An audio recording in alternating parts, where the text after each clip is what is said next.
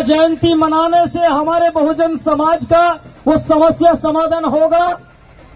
अगर सिर्फ और सिर्फ जयंती मनाने से हमारे बहुजन समाज को समस्या समाधान हो जाता तो आप यकीन मानो, सिर्फ भारत में नहीं दुनिया में जिसका नाम सबसे ज्यादा लिया जाता है वो हमारे बाबा साहब भीमराव डॉक्टर अम्बेडकर साहब का नाम।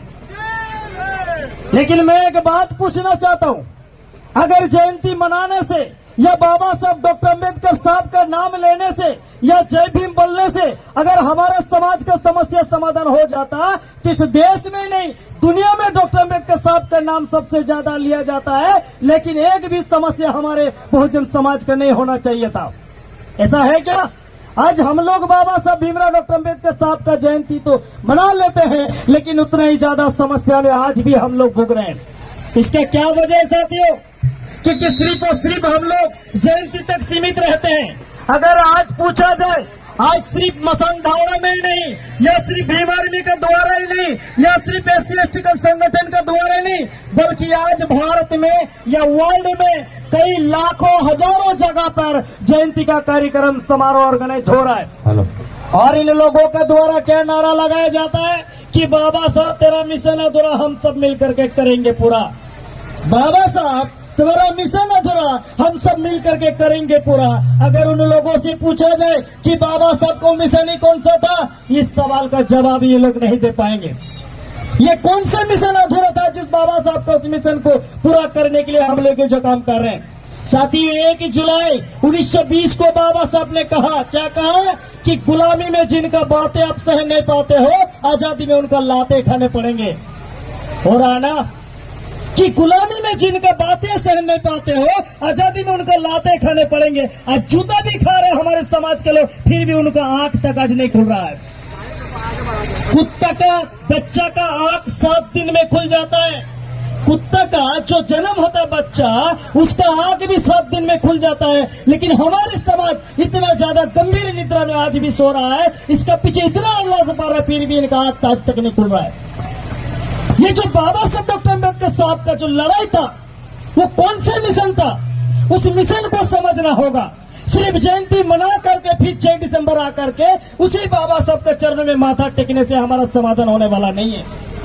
14 अप्रैल को हम लोग डीजे बजा करके, खिचड़ी खिला करके, नाच गाना करके जयंती मना लेते हैं, एंजॉय करते हैं। फिर 6 दिसंबर का दिन उसी बाबा साहब के चरणों में आकर के माथा टेक करके माफी मांगते हैं और रोते हैं कि बाबा साहब शायद आप नहीं होते तो हमारा क्या होता।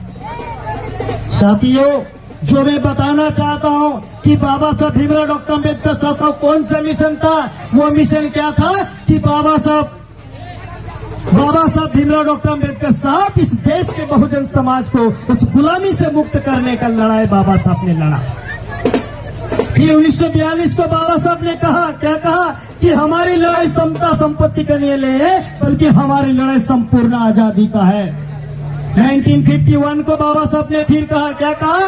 वर्तमान स्वराज तो उनका है, लेकिन हम आज भी गुलाम हैं। साथियों, बाबा साहब का एक्चुअल में लड़ाई क्या था? बाबा साहब की लड़ाई इस देश को समाजवादियों का गुलामी से मुक्त करना ही उनका मिशन था। और उस मिशन को पूरा करने के बजाय हम लोग क्या कर रहे हैं? दूसरी तरफ से जा रहे हैं। इसीलिए बाबा साहब ने कहा हमारे लोगों को, क्या कहा कि ये मेरे समाज के लोगों, जाओ आप अपनी घर की दीवारों पे लिख देना कि हमें इस देश की शासक बनना है। बाबा साहब ने कहा हमारे लोगों को कि ये मेरे समाज के लोगों, जाओ आप अपनी घर की दीवारों पे लिख देना कि हमें इस देश की शासक बनना है। लेकिन हम क्या कर रहे हैं? शासक बनने के बजाय उन मनवादियों को शासक बना रहे हैं, फिर उन्हीं मनवादियों का गुलामी कर रहे हैं। इससे हमारा समाधान होने वाला नहीं है।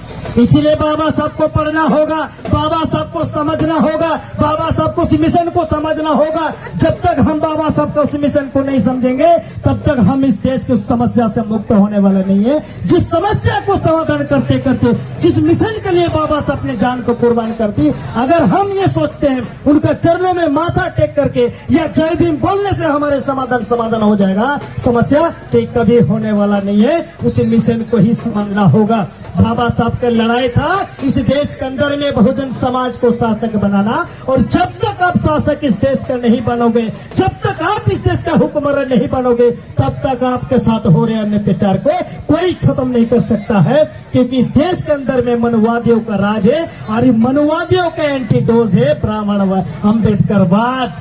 और इस बात को समझना होगा।